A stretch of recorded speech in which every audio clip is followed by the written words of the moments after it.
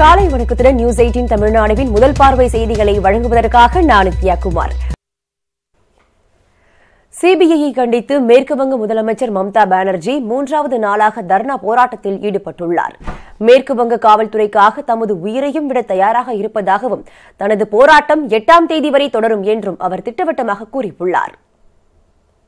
சாரதா நிதி நிறுவன மோசடி தொடர்பாக கொல்கத்தா காவல் ஆணையரிடம் விசாரணை நடத்த சிபிஐ அதிகாரிகள் சென்றதும் அவர்களை கொல்கத்தா காவல்துறையினர் சிறைபிடித்ததும் பெரும் சர்ச்சையை ஏற்படுத்தியது. இதையடுத்து சிபிஐ அதிகாரிகளின் நடவடிக்கையை கண்டித்தும் நாட்டின் அரசியலமைப்பு சட்டத்தை காக்க வலியுறுத்தியும் கொல்கத்தாவில் மேற்குவங்க மாநில முதலமைச்சர் மம்தா பானர்ஜி தர்ணா போராட்டத்தில் ஈடுபட்டுள்ளார். 2வது நாளாக நேற்றும் விடிய விடிய போராட்டம் நடைபெற்றது. இது இன்று 3வது நாளை எட்டியுள்ளது.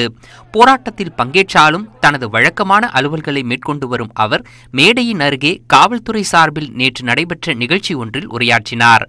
திரிணாமுல் காங்கிரஸ் தலைவர்களை மத்திய அரசு தொட்டபோது தெருவில் இறங்கி போராடவில்லை என சுட்டிக்காட்டிய மம்தா பானர்ஜி, கொல்கத்தா காவல் ஆணையர் பதவியை அவமானப்படுத்த முயன்றதால்தான் தாம் சாலையில் இறங்கி போராடுவதாக குறிப்பிட்டார். மேற்குவங்க காவல்துறைக்காக தமது உயிரையும் விட தயாராக இருப்பதாகவும் இதில் சமரசம் செய்து கொள்ளப் போவதில்லை என்றும் அவர் தெரிவித்தார். আমি নিশ্চয়ই তাদের পাশে দাঁড়াবো। তার জন্য আমার জীবন দিতে হলে I am ready to give my life, but I am not ready to compromise. আমি তাদের সকলকে আমাদের কৃতজ্ঞতা জানাচ্ছি এবং আমাদের এটুকুই আবেদন থাকবে, এইভাবেই যেন আমরা আমাদের ফোর্সকে আমরা ভালো রাখি, সবাই যেন ভালো থাকে।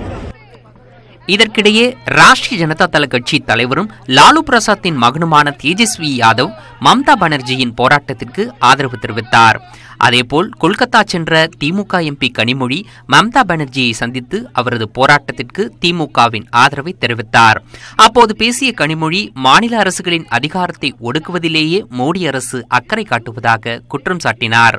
BJP government is trying to do to every state government which is not a BJP government, and every opposition leader in this country who raises the voice against the BJP government and their fascist ways. This is what they have to face, and I am here on behalf of the DMK and our leader MK Stalin to express our solidarity with the Chief Minister.